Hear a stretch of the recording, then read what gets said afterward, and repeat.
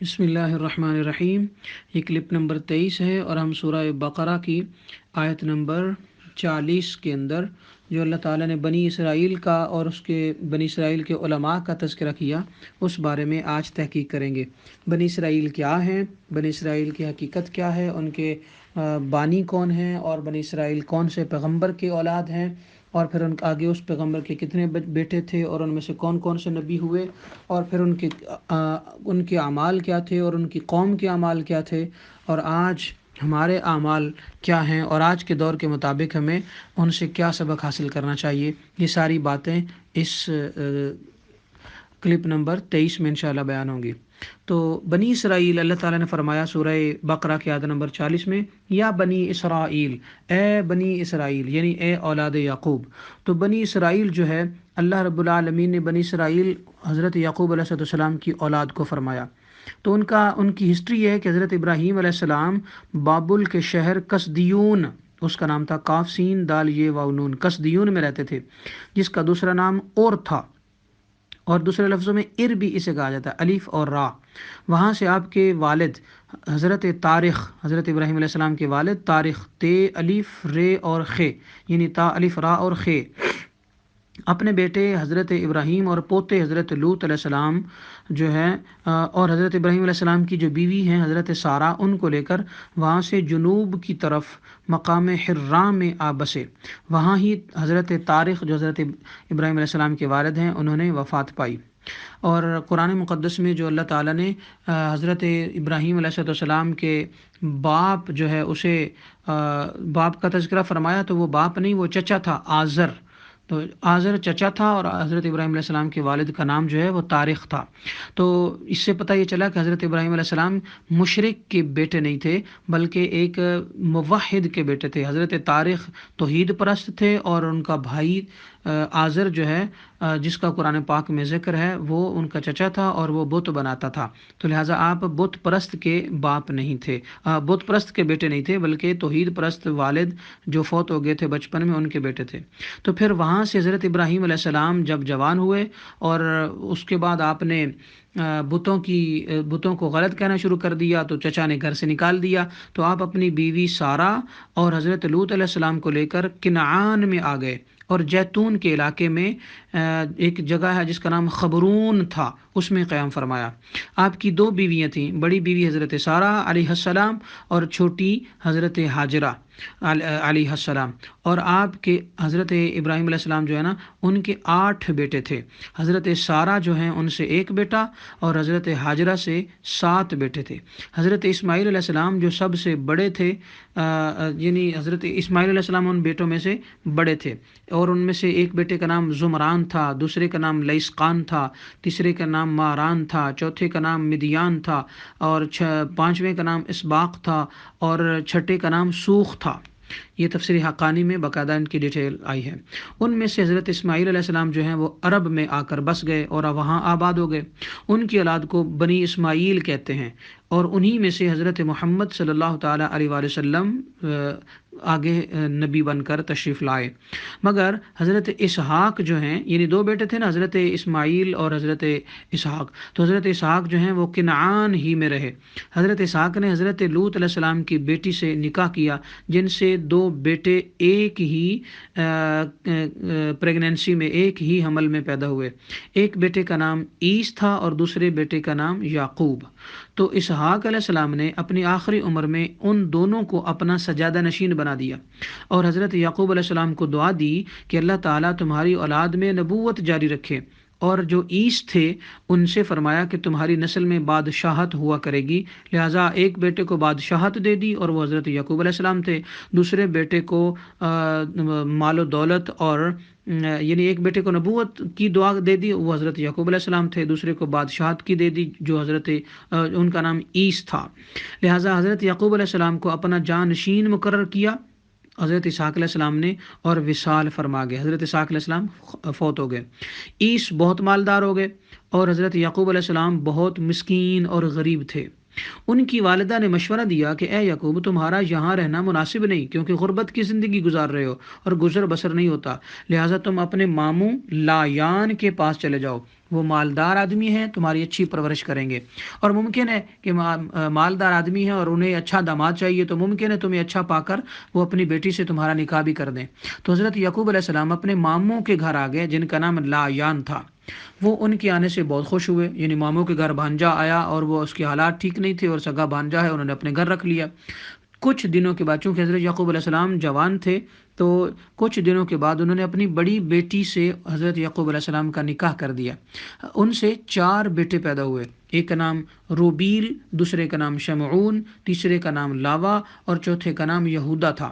اس کے بعد حضرت یعقوب علیہ السلام کی اپنے ماموں زاد جو سگی تھی، ماموں زاد بیوی تھی، تو وہ انتقال کر گئی۔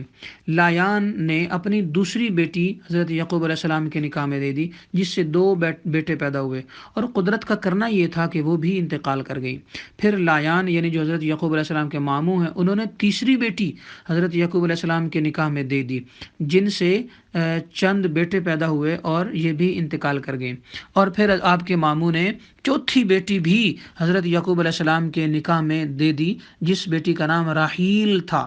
یوں کہہ لیں کہ آج کے دور میں انہیں راحیلہ بولا جا سکتا ہے، جیسے کہ بہت ساری لڑکیوں کا، عورتوں کا نام راحیلہ ہوتا ہے۔ تو یہ حقیقت میں حضرت یعقوب علیہ السلام کی اس بیوی کا نام ہے جن سے حضرت یعقوب علیہ السلام اور حضرت بنیامین پیدا ہوئے، یعنی حضرت یعقوب، حضرت یوسف علیہ السلام اور حضرت بنیامین علیہ السلام جو ہیں، ان کی والدہ کا نام راحیل تھا یا راحیلہ تھا۔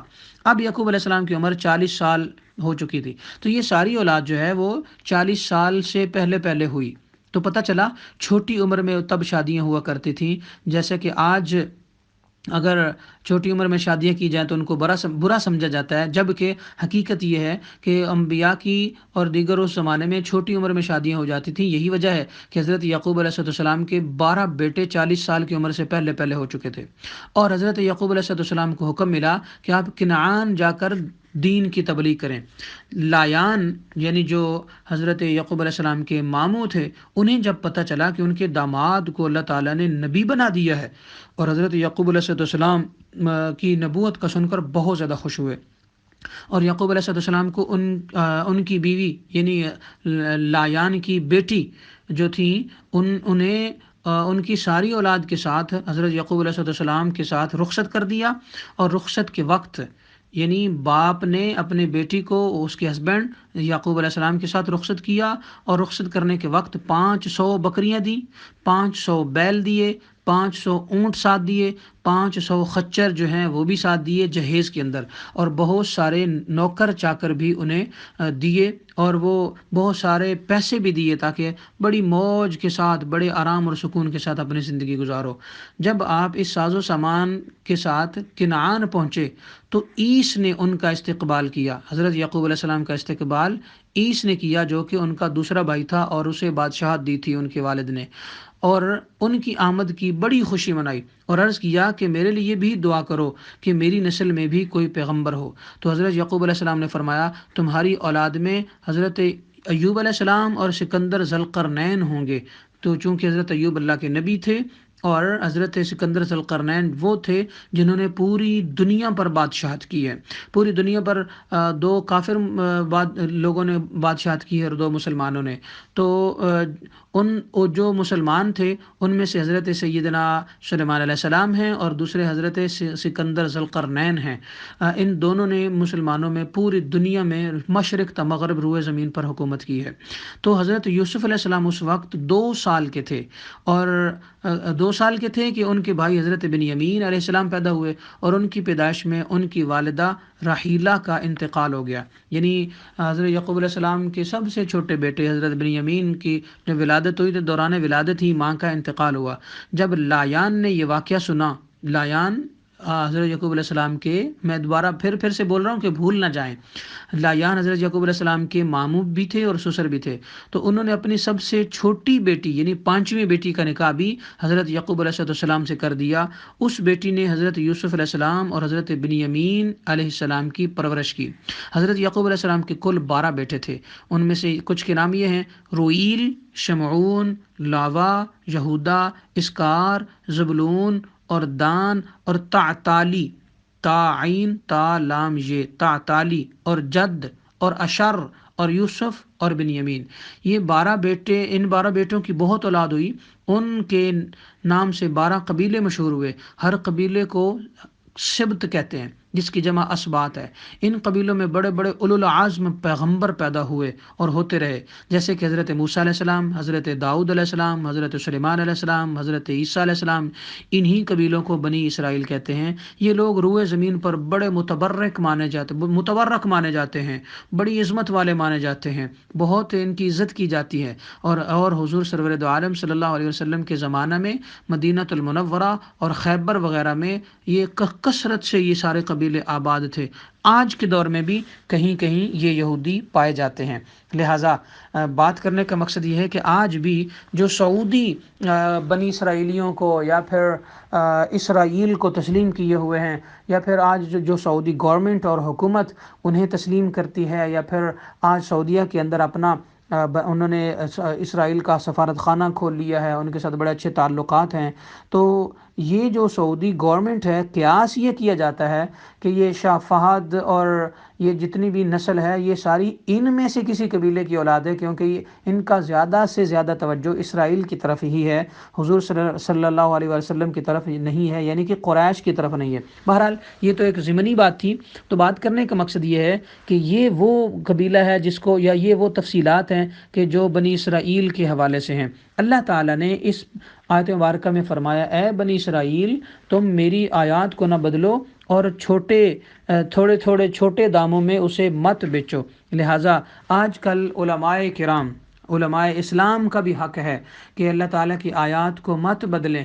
علماء اسلام میں چاہے وہ صدر ہو ملک کا، یا پریزیڈنٹ ہو، یا کوئی یوں کہہ لیں کہ کوئی بہت بڑا مالدار ہو، کوئی جاگیردار ہو، کوئی ظالم انسان ہو، کوئی بزنس مین ہو، چاہے کوئی بڑی بڑی بلڈنگز کا مالک ہو، بڑے بڑے بزنس کا مالک ہو، یا پھر وہ ٹائکون ہو آج کے دور کا، علماء کو چاہیے کہ اگر ان سے ملیں تو اس لیے کہ انہیں دین سکھائیں گے، اس لیے نہیں کہ ان کے کہنے پر دین کی باتیں بدل دیں گے۔ اس لیے علماء امیر زادوں کے پاس مت جایا کریں کہ ان سے پیسہ اور مال و دولت ملے گی، بلکہ اس لیے جایا کریں کہ اگر وہ کہیں غلطی پر ہیں تو دین کی بات انہیں سکھائیں گے، تب تو علماء حق پر ہیں۔ اور اگر علماء کسی دولت مند کے پاس جا کر اس کے گاڑی سے، اس کے بنگلے سے، اس کی جائیداد سے، اور اس کے ٹاؤن سے، اور اس کے بہت بڑے بڑے محلات سے متاثر ہو کر اس کی غلط باتوں کی ہاں میں بھی ہاں ملانے لگ گئے، تو اس کا یہ مطلب ہے کہ علماء نے بنی اسرائیل والا کردار ادا کیا۔ اور میں آج کہوں گا کہ بڑے افسوس کے ساتھ یہ کہنا پڑے گا کہ آج کے وہ علماء کہ جن کو اللہ تعالیٰ میڈیا کا نام دے دیتا ہے اور میڈیا پر انہیں شہرت دے دیتا ہے، ان میں سے کئی ایسے ہیں جو امیر زادوں سے کروڑوں روپے لے کر فتویٰ بدل دیتے ہیں، اسلام کی سچی بات کو بدل دیتے ہیں، کسی بڑے امیر زادے کے سامنے غلط بات کو بھی غلط نہیں کہتے، بلکہ یا چپ کر جاتے ہیں یا پھر اسے ٹھیک کہتے ہیں، اور میڈیا پر آ کر ان کی صفائیاں بیان کرتے ہیں۔ اگر کوئی چینل بند ہو جائے تو اس چینل کو کھلوانے کے لیے، یا اگر کوئی چینل کا مالک گرفتار ہو جائے تو گرفتاری کے بدلے میں علماء جو ہیں، میڈیا پر آنے والے علماء، اس کی صفتوں میں، اس کے شان بیان کرنے میں، اس کی صفائیاں دینے میں فتوے تک جاری کر ڈالتے ہیں۔ تو یہ علماء بنی اسرائیل والا کردار ہے۔ ہمیں اس سے بچنا چاہیے، ہمیں اس سے گریز کرنا چاہیے، ہمیں اللہ کی رضا کے لیے دین کی بات کرنی چاہیے، ہمیں اللہ کو راضی کرنے کے لیے صرف وہ بات کرنی چاہیے جو حق بات ہے، وہ بات نہیں کرنی چاہیے جو غلط ہے، اور غلط بات کو حق کا لبادہ پہنا کر، حق کا لباس پہنا کر، حق کا روپ دے کر اگر ہم بات کریں گے تو پھر مسلمان گمراہی کی طرف جائیں گے، پھر مسلمان یہودیوں کی طرف جائیں گے، پھر مسلمان عیسائیوں کی طرف جائیں گے۔ یہ جیوش کریکٹر ہے، ہمیں اس سے باز رہنا ہوگا، اور یہ غلط نان مسلمز کا کریکٹر ہے۔ ہمیں مسلمانوں کو اسلام کا کریکٹر دینا ہوگا، اور اسلام کا کریکٹر یہ ہے ہم حق بات کریں، حق پر ڈٹ جائیں چاہے موت کیوں نہ آ جائے، اور ہم غلط کو غلط کہیں ہیں چاہے اس کے بدلے کوئی نقصان برداشت کرنا پڑے، اگر مر بھی گئے تو اللہ تعالیٰ جامع شہادت عطا کرے گا، مگر ہمارا شمار جھوٹوں میں نہیں کرے گا۔ لہذا علماء کی سب سے بڑی ذمہ داری ہے، علماء کا سب سے بڑا جو ہے وہ کردار ہے قوم کو تعمیر کرنے میں یا پھر قوم کو تباہ کرنے میں۔ آج کے علماء کو چاہیے کہ قوم کی تعمیر کے لیے، اسلام کی سربلندی کے لیے، اسلام کے عروج کے لیے امن کی بات کریں، پیس کی بات کریں، لو کی بات کریں، ہیومینٹی کی بات کریں، یونٹی کی بات کریں، اور قرآن مقدس کے اندر جو جو احکامات ہیں ان کی بات کریں، اور یہود و نصارہ کو راضی کرنے کے لیے ان کی تعریفوں کے پل نہ باندھیں۔ رب کائنات ہمیں تفرقہ بازیوں سے بچائے اور علماء حقہ کے ساتھ جڑنا نصیب کرے، اور علماء سوء سے اللہ تعالی ہمیں ان کے شر سے محفوظ فرمائے۔ آمین۔ وما علیہ الا البلاغ۔